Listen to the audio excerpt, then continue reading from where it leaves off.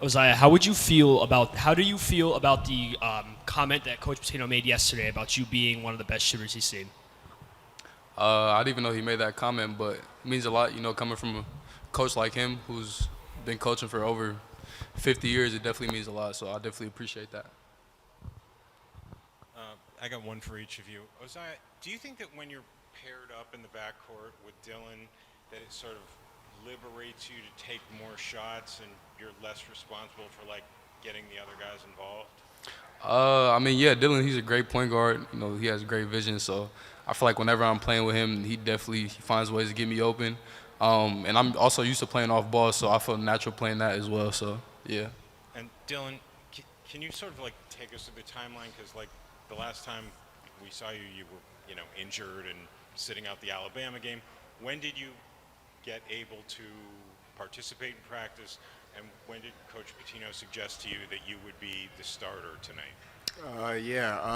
So I sat out the full week after the Quinnipiac game, missed that full week, and then I think I came back.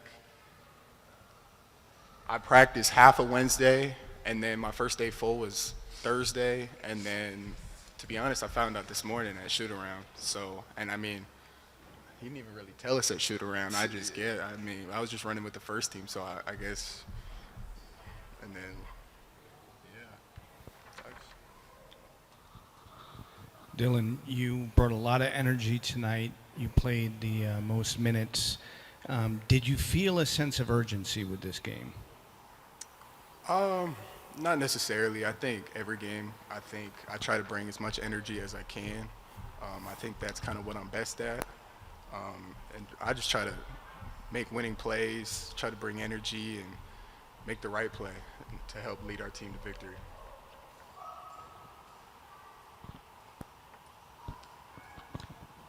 Dylan, can you talk about the start of the second half? I think you had a driving layup, then 2 assists, then forced a turnover, that like 8-0 run at the start of the second half that you kind of fueled. What was that coming out of the locker room? Yeah, I just feel like we knew we had to pick up our energy. We felt like we were giving them the three-point line and kind of, they were kind of hitting tough shots, but we needed to pick up our energy, pick up our talk. And I just try to come out at the start of the second half and bring that and try to uplift everybody else to go on a run. What'd you see as the difference in the second half? All of a sudden it was a 5-point game, and then all of a sudden it was 30. Yeah, I feel like we just stayed, bought in. First half they hit some tough shots and things like that, but we didn't let that phase us. We didn't let that bring us down. And then second half we came out with, a lot better energy, a lot better start. Got some steals, deflections, and, the lead built from there. Ozaya, Coach said yesterday that he wanted you to be more aggressive, hunting your shot. He thought in the first 2 games you had passed up a couple of looks. Tonight you have the first shot of the game, you hit a three-pointer. Can you talk about that conversation that you had with him about getting your shot off and being more aggressive and hunting those three-point shots? Yeah, Coach P, he has a lot of confidence in me, so when you have a head coach with that much confidence, it makes you go out there and just, play free. So that's what I try to do. And then, today I also feel like he's going to think I passed up some today, so I know he's going to get on me about that. But, I feel like as time goes on, it'll continue to get a lot better. And Dylan, getting adjusted, I guess, maybe to the speed, the level of competition here in the Big East, playing on the ball and playing point guard, how much more comfortable are you now than maybe you were during practice in September or October? Yeah, about a month ago, Coach P kind of got on me about passing up open shots and just not thinking too much out there. And I just really try to take it day by day, try to use every day to my advantage and trying to get better. And I feel like I'm growing every single day more comfortable in that role. Yeah, there was a lot of physicality on the transition and the fast break. Like, how does that help propel this halftime explosion? And this is for both players. What was that? Sorry. What are your overall impressions about the halftime explosion you guys had after fast break transition dunks? Yeah, I feel like that just comes from, staying locked in defensively. When you're locked in defensively as a unit, that leads to steals, deflections, and stuff like that. Then we get the transition points. So I feel like it starts on the defensive end for sure. Ozaya, I know that like a couple of weeks ago when you guys did that appearance, watching the docu-series from last year and seeing Coach Pitino's sort of halftime things, you guys were a very different team after halftime. Yeah. Did you guys get a classic in there at halftime? What was that like? I mean, nah. Like I said, we try to not let how we play in the first half waver us or bring us down or anything like that. We try to come out with the same mindset that we have in practice, which is, just be aggressive defensively. It starts on the defensive end. So we just stayed locked in on that, and then everything else just unfolded itself, really. Dylan, I know you didn't play against Alabama, but throughout the course of this week when you were able to get back out on the practice court and what you guys seen during film, how much do you think you were able to put what you guys worked on in practice, correcting some of the things from the Alabama game, into tonight's game, specifically in the second half? I don't know. Coach has just been on us really hard about just defending and rebounding. Those have been two emphasis in practice, and that's just something we're trying to get better at every single day, guarding the ball one-on-one. And honestly, I think for me, kind of in the Michigan game, I think I kind of got burned a little bit towards the end with my ball screen coverage, and I think I've really improved in that area since that game, watching that back. So Uzziah, the last two games, you've had a big part in the offense and the high performance of it. How do you feel going forward you could bring more to this offense? Yeah, I mean, I feel like 1 through 15 or however many players we have, I feel like everybody could score, and I feel like, obviously I feel like I could score the ball as well. So I feel like if it's a night I need to score, I'll be able to score. I just try to do what's best for the team. So if that's scoring, that's what it is. If that's making stops, I'll try to do that. We were practicing really well all week. And then when I put in their full court pressure on every shot, we were planning on starting Uzziah and Lefty. And when we put in their full court press, we were turning the ball over constantly, and the white team was destroying the red team, the starters, simulating their pressure. So I walked upstairs and told the staff, I said, it's not going to work. We're going to start Dylan against this pressure. And certainly Dylan was magnificent tonight at breaking pressure, doing great things, and made us so much a better basketball team. Tough team to play against, by the way. This is not an easy team to play against because of their pace. But our guys did a tremendous job in the second half of being active with their hands, creating steals, creating good opportunities offensively. Rick, I guess the initial... Steve Aiden has said, I want to get something to drink. Go ahead, I'm sorry. The initial idea to start Lefty with Uzziah in the backcourt, just what went into... Well, that Dylan was decision? coming off an injury, and he looked great, but I realized after simulating the pressure, we couldn't go with that lineup. We're throwing the ball away way too much. And when you saw Dylan and Uzziah working in the backcourt, what were your thoughts of... Oh, I loved it. I thought they did a great job. Do you think that could be a tandem that maybe you start going forward? Yeah, I think so. Rick, the first half,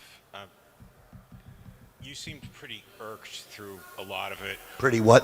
Irked. Irritated. Not really. I really wasn't. I'm just total asshole that I always am. Aspects of the way that they were playing. So we struggle. I told the team the other day, I said, everybody talks about your generation, and they are different. Much nicer than all the other generations, much nicer people. But their focus, because of the cell phone and social media, is the worst I've ever seen in my life. And I told them, you guys can't sit down and read 3 or 4 chapters without looking at your phone.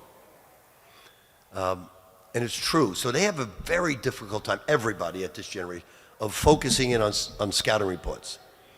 In the we constantly talked about not backing up and getting skinny and getting over every screen because of their three-point shooting. In the first half, we did the opposite. So then we reminded them of their generation at halftime, and they picked it up. You know that, Roger, I'm sure. And Rick, You and I forget because of our age, but they forget because of lack of focus. right, we use our phones less. Yes. So, as far as this idea of the Darling Sellers backcourt going forward, you know Sannon and Jackson pretty well. Do you think that they will be comfortable coming off the bench? I try to play the best players, regardless of reputation. I told this to Joe Son and Ian the other day. I brought them both in. I said, I'm not coaching by reputation. I'm not coaching by, you're all new to me. With the exception of Zuby and Diku and Ruben, I don't know you guys. I don't care what you did in high school. I don't care what you did at Arizona State or North Carolina. I just care about what you do in practice. So I'm going to play the best 5 guys, but I really don't pay too much attention to starting. It's really irrelevant to me who starts. Bryce didn't start one game. Dylan didn't start tonight. If you look at it, Joe Son tonight played 20 minutes, almost 21 minutes. So I don't look at it just because I looked at it. We needed Dylan Darling because of their full court pressure. So it's not about reputations. It's not about who's going to. They're all going to play. They're all going to play. And sometimes you're going to need Joe Son and Ian more than Oziah and Dylan. Sometimes you'll need, depending on who you're playing. Rick, your concern for this team, yesterday you talked about being a finesse team, and you were looking for more physicality. In the first half, it seemed like William and Mary was really pushing you guys back a little bit. Did you say something at halftime, or was there something you were looking for that you saw in the second half? Yeah, I think we are a finesse team. That if we play the likes of Iowa State, there are a lot of teams in the big, like Georgetown, Iowa State, Houston, are extremely physical basketball teams. And unless we get physical, we're going to have a difficult time with those teams. So I don't know if we backed up. I just think we didn't guard the 3 very well. We weren't very active with our hands. In the second half, we got much more active. So it's nothing wrong with being a finesse team. That means you got great athletes and they're great in the open court. Nothing wrong with that, but we just got to get a little tougher with the scouting reports. And the follow-up to that is looking forward. You've got a tough schedule going into Nevada. Do you feel like this team got a little bit more resilience tonight? Zuby has a saying. We're on a mass text, and I constantly text them. And Zuby keeps saying right away after I text them, 1 practice at a time, 1 day at a time. Just take care of business. And with us, I say this all the time. I had 2 guys at Iona that really didn't have a high-level scholarship. Danis had none. Danis Jenkins, he's starting for the Pistons. Walter Clayton, I think he had Western Carolina and 1 or 2 small schools. And because they really got after it and got better and took it 1 day at a time, they're both in the NBA now. So that's all we're trying to do is, this is a new team. They're new to each other. They're learning each other. And so we're just going to take it with Zuby's philosophy. One practice at a time. Just try to get better each day. Don't look ahead to a big opponent. Don't look ahead to the NCAA. Just get better. And if we take that philosophy, then some of those guys may end up like Danis Jenkins and Walter Clayton. Rick, you had said that you were hoping with the hard game against Alabama early that you might be able to figure out places where you guys needed to work on and improve, and I'm sure that you did that. What would you say were the places where you showed the improvement tonight? So if you play against a team like this and you're constantly switching, they will take you apart with that Princeton offense.